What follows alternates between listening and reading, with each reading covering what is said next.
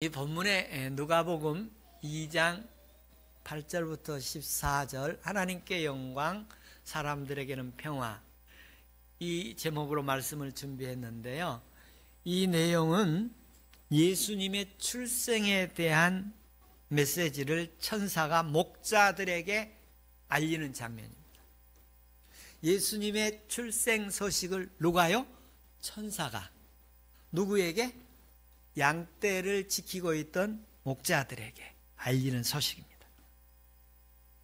이 예배 시간에 우리에게도 천사들이 목자들에게 알려준 것처럼 이 시간 성령께서 예배자 한 사람 한 사람에게 천사들이, 성령이 예수님의 출생의 소식을 알려주시는 시간 되기를 바랍니다.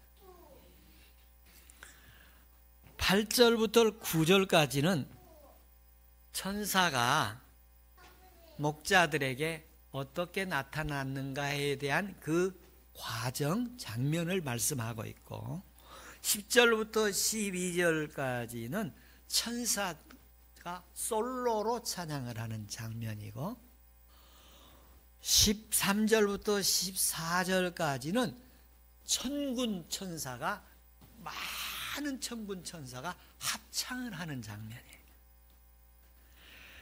그 10절에서 천사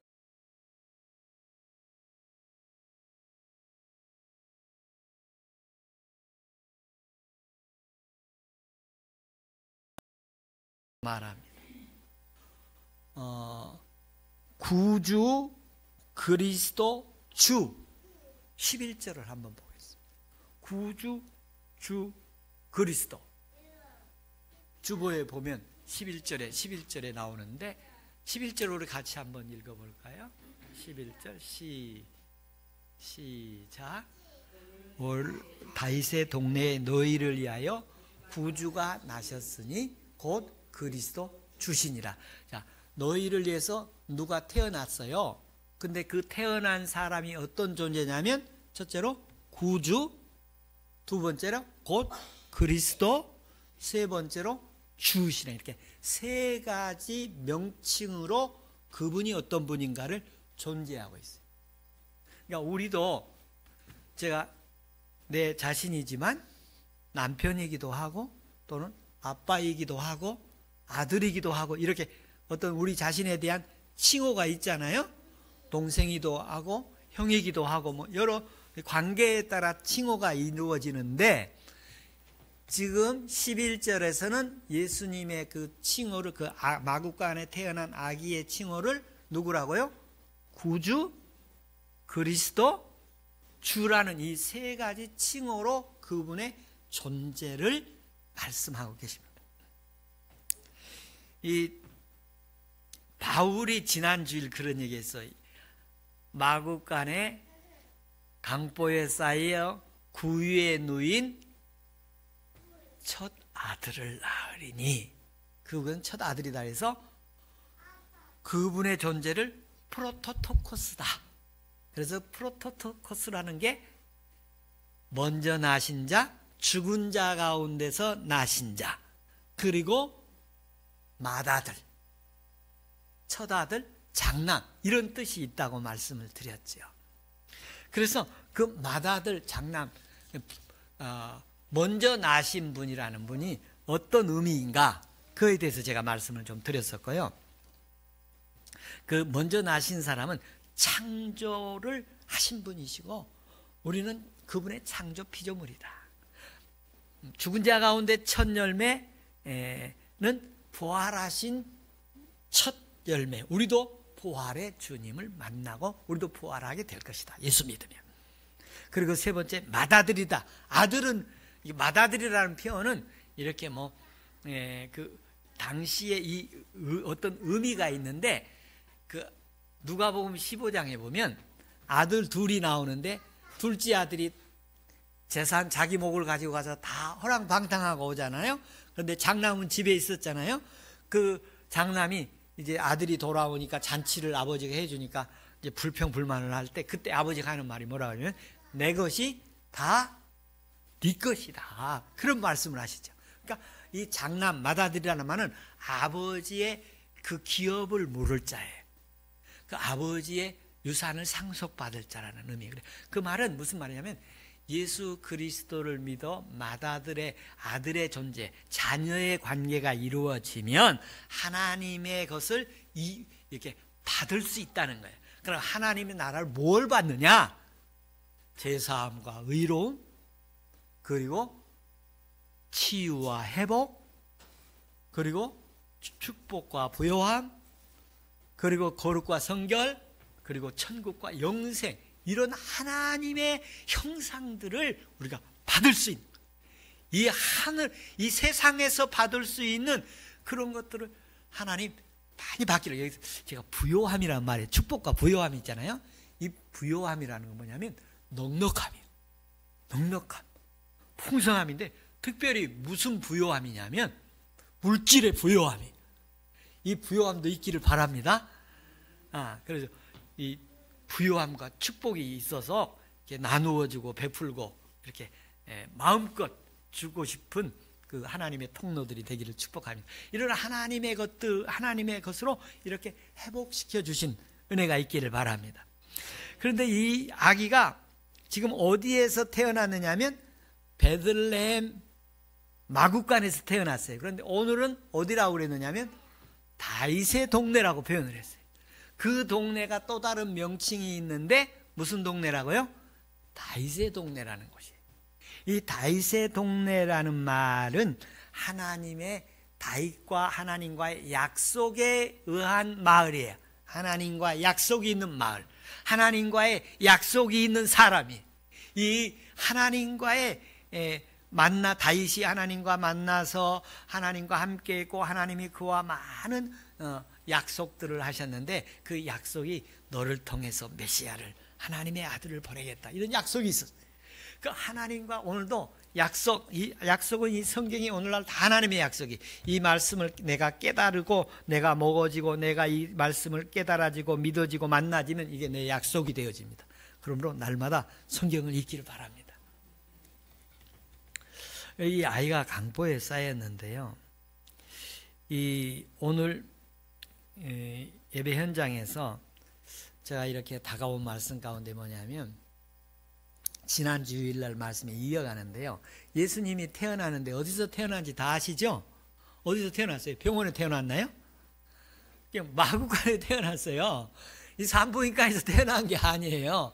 조산원이 있었던 것도 아니에요. 그런데 마구간에서 태어나가지고 어디다 놓였느냐면 말 밥그릇에 태어났어요. 근데 우리 동네가 말죽거리잖아요. 그러니까 저는 더 아주 생생한 감동이 돼요. 그래서 이 말죽거리 행사하면 말들이 이 동네에 다니거든요. 그런데 그 말그릇에 태어났다는 말이 이제 뭐냐, 이제 마구간의 초라한 모습으로, 그리고 누추한 모습으로, 보잘것없는 모습으로 이렇게 태어나신 거예요. 사람들 보기에는 거기가 하찮고 보잘것없어. 그리고 누가? 그래도 거기에 진짜 어떤 사람들이 오느냐면 동방박사들이 멀리서 동방박사들이 와가지고 경배를 하지요. 선물 갖고 와서 경배를 해요. 그리고 누가 와서 경배를 하면 천사들이 와서 경배를 해요. 그리고 당시에 가장 서민이었던 양치기들이, 목자들이 와서, 목동들이 와서 경배를 해요. 그런데 왕 헤롯, 이런 당시의 권력자들은 이 아기를 죽이려고 그래요. 그런데 여기에 초라한 그곳에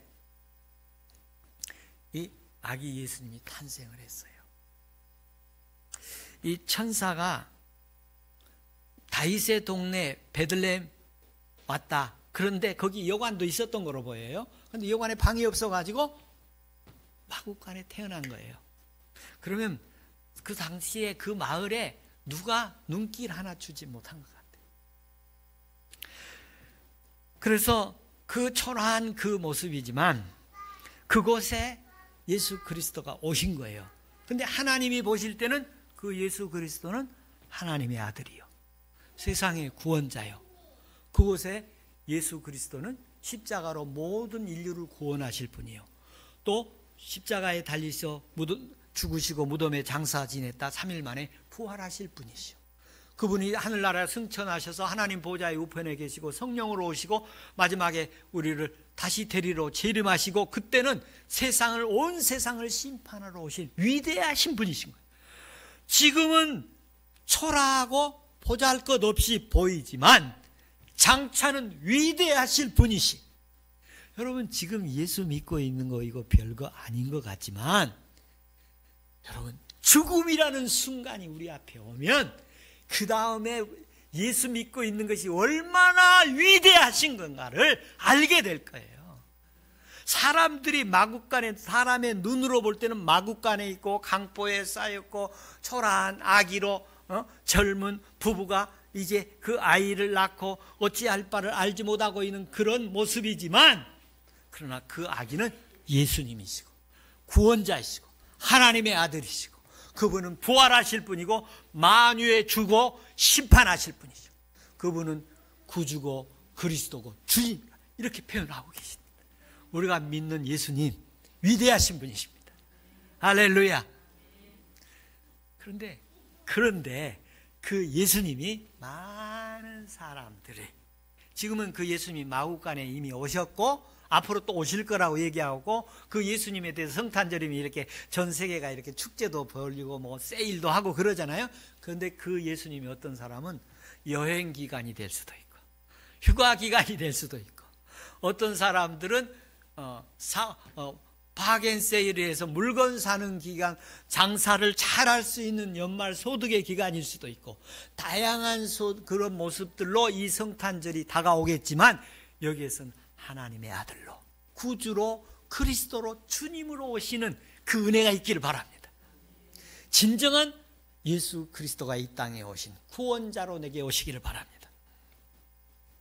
그런데 유대인들을 통해서 이렇게 왔는데 유대인들이 유대인들만을 위해서 온 게 아니라 누가복음은 오늘 보면 뭐라고 표현을 하냐면 10절에 무서워 말라 보라 내가 온 백성에 미칠 큰 기쁨의 좋은 소식을 전하노라.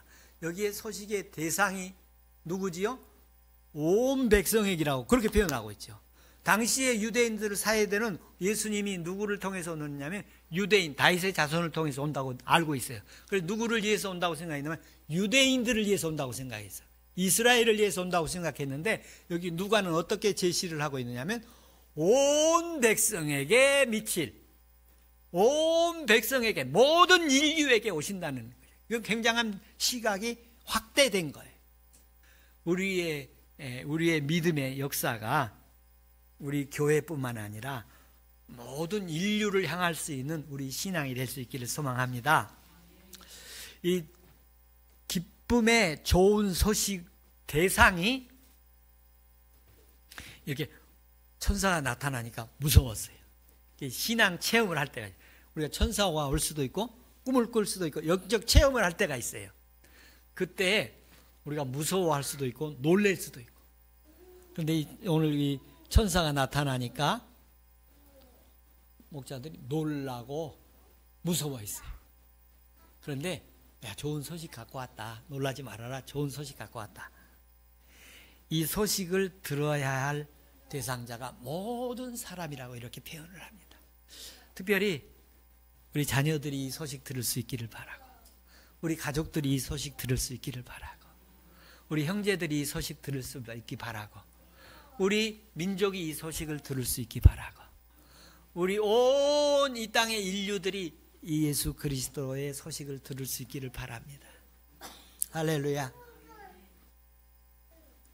그 장소를 얘기했습니다만 좀 제가 서두에 말씀드렸습니다. 오늘은 다윗의 동네라고 표현을 했는데 하나님과 다윗과의 맺어진 약속의 장소이고 약속에 의해서 태어났고 그게 베들레헴이라는데 하나님이 예고하신 곳에서 태어났다는 것이죠.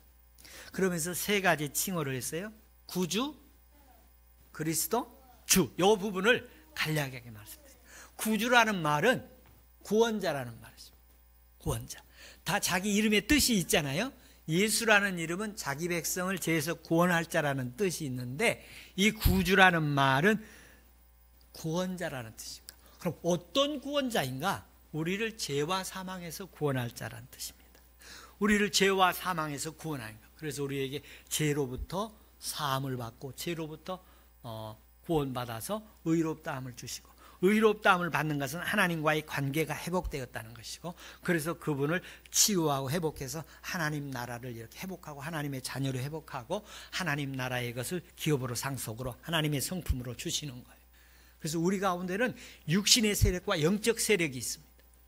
어떤 때는 이런 거예요. 애들 말하자면 이거예요. 내가 공부를 해야 되는데, 근데 공부가 하기 싫을 때도 있고 공부가 안 돼요. 놀고 싶은 때도 있잖아요. 이 두 가지는 언제나 싸우는 거예요. 언제나 우리 가운데는 싸우는 거예요. 영적인 육과 영의 씨름이 있는 거예요. 오늘도 오늘 교회 가야 되나 가지 말아야 되나, 좀 더 늦자, 조금 이따 가자, 조금 이따 가자 하면 그냥 겨우 시간 맞춰올 수도 있고, 그러나 벌쩍 일어났어, 오늘 가야지, 달려올 수도 있고. 이것은 우리가 평생 동안 씨름해야 될 것이 영과 육이 씨름하고 우리 안에서 선과 악이 씨름을 하고, 이 영적 내적 씨름에서 승리하기를 바랍니다. 요한복음 4장 19절에 보면 사마리아의 여자의 사건이 있어요. 예수님이 이제 목말라서 사마리아 우물에 가서 물 한 대접을 이렇게 달라고 해서 주고받는 장면에서 그 여자가 예수님을 메시아인 것으로 눈이 떠져서 만나요. 그 물기르러 왔던 여인이 우물 양동이를 버려두고 동네에 뛰어가서 내가 메시아를 만났다, 그렇게 얘기해요. 동네 사람들이 다 우물가에 와보는 거예요. 그 예수님을 만나게 됐어요. 그리고 그 사람들이 뭐라고 고백을 하느냐 하면, 사마리아 여자 사건에서 사람들이 예수를 구주라고 말해요. 우리가 친히 듣고 그러니까 네가 말한 예수를 듣고 믿는 게 아니라 내가 친히 그 사람을 만나보고 그 사람이 참으로 세상의 구주인 것을 아노라. 요한복음 4장 19절 이렇게 말합니다. 예수님이 참으로 구주인 것을 아노라, 구원자인 것, 하나님이 약속하신 준비하신 인류를, 나를 구원하실 분이시구나, 이렇게 만나지기를 바랍니다. 근데 이거는 그냥 만나지지 않아요. 이렇게 말해서 설명해서 교육받아서 이렇게 알 수는 있어요. 그러나 하나님이 내게 직접 찾아오시고 성령이 나에게 감동 주셔서 만나지시는 은혜 있기를 바랍니다. 그래서 마태복음에 마태가 기록하기를, 마태복음 16장 16절에 베드로가 너희는 나를 누구라고 하느냐 예수님의 질문에 주는 그리스도요 살아계신 하나님의 아들이십니다. 그때 주, 그리스도, 하나님의 아들, 이렇게 세 가지로 표현을 하시잖아요. 그런 것처럼 우리에게도 하나님께서 예수님이 구주이신 것을 알려주시고 믿어지게 하신 은혜가 있기를 바랍니다. 주라는 말은 당시에 헬라의 이 주라는 말은 하나님, 유대계, 헬라계 유대인들이 사용하는 그 용어로서 주라는 말은 여호와, 하나님이라는 말인데, 유대계 기독교인들 가운데 주로 부활하신 예수님을 말하기도 하고 하나님과 동등 관계에 말하는 거. 당시에 주인들이 있잖아요. 노예가 있으면 주인이 있잖아요. 소가 있으면 주인이 있잖아요. 그렇게 주인이라는 뜻입니다. 주인, 나의 주님. 하나님이 온 인류의 주님이시죠. 그래서 사도행전 11장 30절에 보면 주 예수를 믿으라, 그런 표현을 하시죠. 주 예수, 이 두 가지를 표현했어요. 그러니까 주라는 말은 하나님이라는 말도 되고 주인이라는 말도 돼요. 그러니까 나의 주인. 그래서 예수 믿고 나면 나의 삶의 주인은 예수님이 되시는 거예요. 그분을 위해서 살게 되는 거예요. 로마서에서 바울은 그렇게 표현하죠. 누구든지 내 입으로 예수를 주라고 시인하면 하나님께서 그를 죽은 자 가운데서 살린 것을 내 마음에 믿으면 구원을 받으리라. 그러니까 누구든지 예수님은 나의 주님이십니다. 나의 주인이십니다. 나를 죄와 사망에서 영원히 죽을 사람인데 당신의 피로 나를 값주고 사신 분이십니다. 그래서 나는 당신의 종입니다. 그런 사명감이 들어가 있는 거예요. 예수님은 나의 주님이십니다. 나를 피로 십자가에서 값주고 사신 분이십니다. 그래서 나는 그분의 것입니다. 이게 주라는 의미입니다. 그런데 이 사건은 고린도전서 12장 3절에 뭐라고 표현했냐면 성령으로 하지 아니하고는 누구든지 그리스도를 주라 할 수 없느니라. 따라서 한번 할까요? 구주 그리스도 주님이십니다. 누가요? 이 아기 예수가. 할렐루야. 그래서 이제 13절에 보면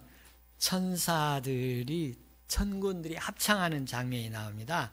아기들이 이렇게 13절에 우리 한번 12절 13절을 한번 볼까요?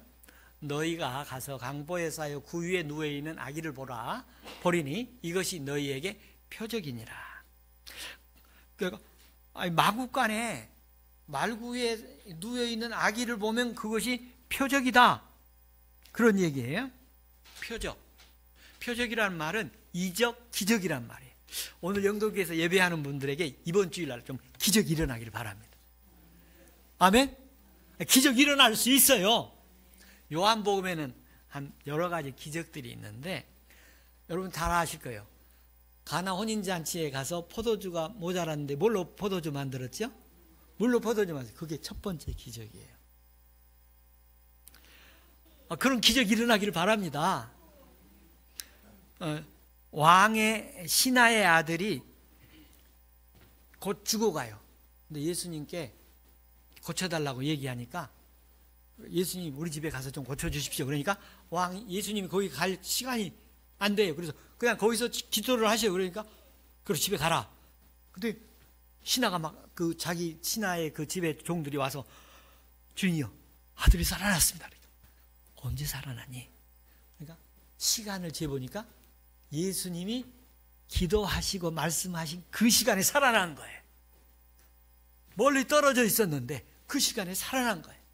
오늘 말씀 여기서 우리가 기도하면 저기 어떤 세계 어떤 곳에도 그 기도 들으시고 역사 일어납니다. 그런 기적이 일어나기를 바랍니다. 제가 오늘 기도한 거 우리 성도들 생활에 한 주간 이루어지기를 축원합니다. 세 번째 표정은 38년 된 병자가 온 세상에 다니면서 고침받으려고 노력했는데 못 고친 거예요. 불치의 병이에요. 오랫동안 못 고친 병이에요. 그런데 예수님이 고쳐주세요. 불치병, 내가 고치려고 해도 안 된 이 버릇들 다 예수님 고쳐주시길 바랍니다. 예수님 고쳐주십니다. 내게 하나님께서 말씀하십니다. 내게 치유함을 받으라. 주님이 내가 너를 치유하였노라. 이렇게 말씀하면 고쳐지기를 축원합니다. 제가 이렇게 기도하는 게 있어요. 제가 이렇게 설교를 하고 찬송을 부르고 기도하잖아요. 그러면 여기서 병도 치유되고 마귀도 떠나가고 사람들이 가난도 떠나가고 부유해지고 질병도 떠나가고 건강해지고 믿음도 없던 사람이 믿음이 생기고 시험 들었던 사람이 열정이 식었던 사람이 하나님 앞에 믿음으로 열심을 내고 또 헌신을 하고 충성하고 위로하고 격려하면서 같이 하자고 이렇게 열심을 내는 이런 역사가 좀 매주 뜨겁게 좀 일어나기를 소망합니다. 그런데 제가 이렇게 예배 때는 좀 그런 증상이 있는 것 같은데 나가면 사람들이 다시 옛날로 가버린 그런 느낌이 들기도 해요. 하나님의 은혜가 계속되기를 바랍니다. 오병이어 사건 아시죠? 보리떡 5개 물고기 2마리로 5,000명을 일으키는 사건. 이게 표적이에요, 표적. 이런 표적이 일어나기를 축원합니다. 그리고 바다 위를 걸어가시죠. 제자들이 풍랑에 만나가지고 막 물에 빠져 죽어갈 때 예수님께서 바다 위를 걸어오면서 파도야 잔잠하라. 그러니까 파도야 잔잔하라 하니까 파도가 잔잔해져서 위기에서 구출하는 장면. 그리고 날 때부터 장애인이었던 사람을 고치시는 장면. 죽음에서 일어나는 무덤에서 부활하신 사건, 이런 것들이 예수님의 표적과 기적들입니다. 이 기적의 목적이 뭐냐면 예수님이 어떤 분이신가 알려주시는 거예요. 예수님이 어떤 존재인가를 알려주시는 거예요. 하나님께서 예수님이 어떤 분이신가, 그가 하시는 일이 무엇인가, 이거 강보에 쌓여 있지만 이분이 커가지고 성인이 되어서 공생의 사역을 하다 십자가 지시고 인류를 구원하고 죄와 사망의 무덤에서 부활해서 죄와 사망의 권세를 이기시고 우리에게 영생을 주실 분이라는 사실을 알려주시고 계십니다. 구주가 되시고 주님이 되시고 그리고 그리스도가 되어지는 은혜가 있기를 원합니다. 하나님의 은혜가 있기를 바랍니다. 사실 우리 영동교회가 이렇게 오늘 성탄절 예배를 드리면서 이 마국간의 모습과 이렇게 좀 이렇게 오버랩 된다고 그럴까요? 막 화려하고 큰 많은 사람들이 예배하는 현장도 있을 것이고, 가정에서 가족들과 몇 사람의 교인들과 같이 예배하는 현장도 있을 것이고, 우리가 건물은 있지만 이렇게 또 많은 사람이 아닌 이런 그런 가족들의 이렇게 조촐하게 단촐하게 아담하게 있는 이 예배당에서 이렇게 드려지는 그 현장이 있을 텐데, 그런 현장이 문제가 아니라 거기에 누가 있어야 되냐면 예수가 있어야 돼요. 하나님의 아들이 있어야 됩니다. 구주가 있어야 돼요. 그리스도가 있어야 됩니다. 주님이 계셔야 됩니다. 그러면 그곳에서는 앞으로 위대한 일이 일어날 거예요. 십자가 지는 사람도 나올 거고, 부활의 역사를 하는 사람도 나올 거고, 성령이 충만해서 하나님 앞에 영광스럽게 일할 시대의 사람들이 나올 거예요. 그 예수가 이곳에 있기를 소망합니다. 그 구주가 이곳에 있기를 소망합니다. 그 그리스도가 이곳에 있기를 소망합니다. 그 주님이 이곳에 있기 때문에 저는 소망이 있다고 믿습니다.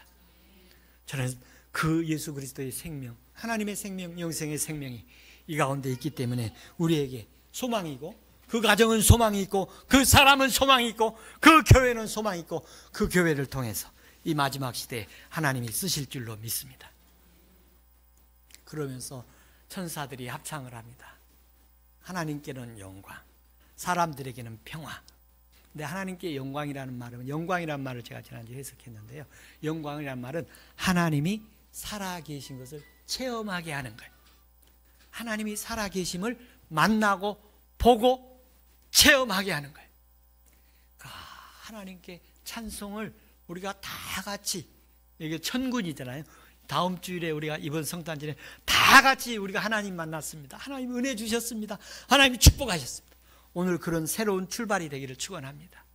그리고 많은 사람들, 땅에서는 이렇게 표현됐어요. 마지막 보면 땅에서는 하나님이 기뻐하시는 사람들 중에 평화로다. 이 땅에서는, 땅이라는 말이 의미가 있어요. 이 땅은 엉겅퀴 가시, 땀을 내야 되고 노동을 해야 되고 아담이 고통을 겪어야 했던 그 현장이, 거기에 살던 사람들이 두 가지 종류가 있어요. 하나님을 대적하고 불순종하고 의심하고 교회를 박해하고 피난하고 성도들을 시험하고 유혹하고 거짓으로 선동해서 믿음 떠나게 만들고, 이런 사람들이 있고, 하나님이 기뻐하시는 사람들이 있어요. 하나님이 기뻐하시는 사람들 되기를 축원합니다. 하나님이 기뻐하신 사람들 중에는 뭐가 있느냐면 평화가 있습니다. 평화라는 곳에는 평화만 있는 것이 아니라 거기는 기쁨도 있고 사랑도 있고 믿음도 있고 하나님의 거룩함들이 그곳에 다 있습니다. 하나님의 사랑도 기쁨도 소망도 넘치는 이 평화가 이루어지기를 축원합니다. 예수 그리스도로 말미암아 하나님께는 영광이 되고 우리들에게는 평화가 되고 기쁨이 되고 축복이 되기를 축원합니다. 할렐루야. 기도하겠습니다.